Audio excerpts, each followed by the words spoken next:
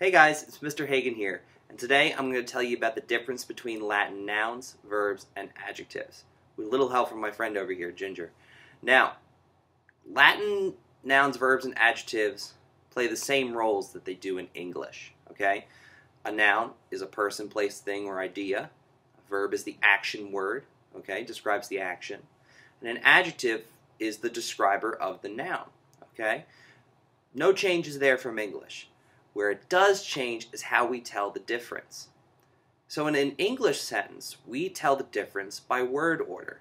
If I say, the white dog runs to the door, then you know, because of the word order, that the dog is white. What's it doing? It's running. And where's it going? It's going towards the door.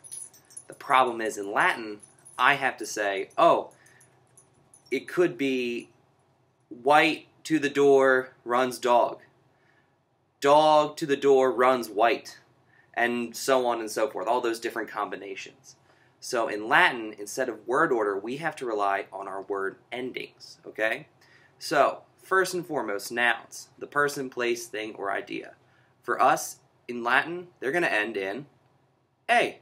There you go, a little better there. They're going to end in the letter A. And in chapter 1 of our textbook, you're going to see words like puella, which means girl, Cornelia, the name of a girl, and villa, which is our Latin word for house. And notice, all of those things, people, places, things, and they all end in A. So Latin nouns end in A. Alright, so next up is our verbs, our action words, what describes the action in a sentence, okay? And those words, verbs that is, end in the letter T, okay? And here are some examples of words that end in T that are verbs in Latin. Currit, which means he or she runs. Sedet, which means he or she sits. Or scribit, which is our Latin word he or she writes. There's a tricky one, and that's habitat. Spelled just like our English word habitat. But I'm telling you right now, it does not mean habitat. It means he or she lives or is living, okay?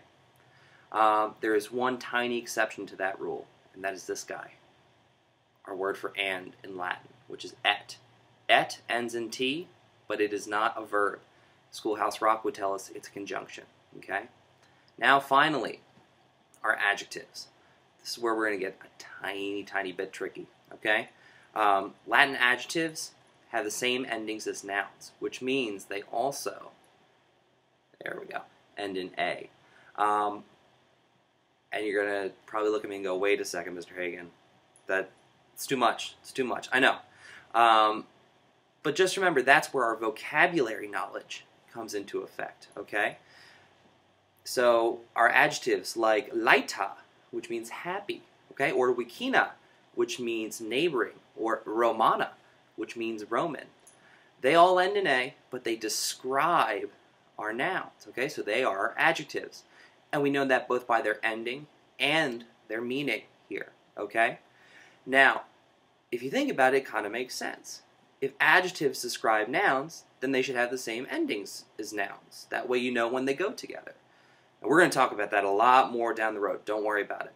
But for now, if you know that nouns end in A, verbs end in T, and adjectives have the same endings as nouns, you are good to go.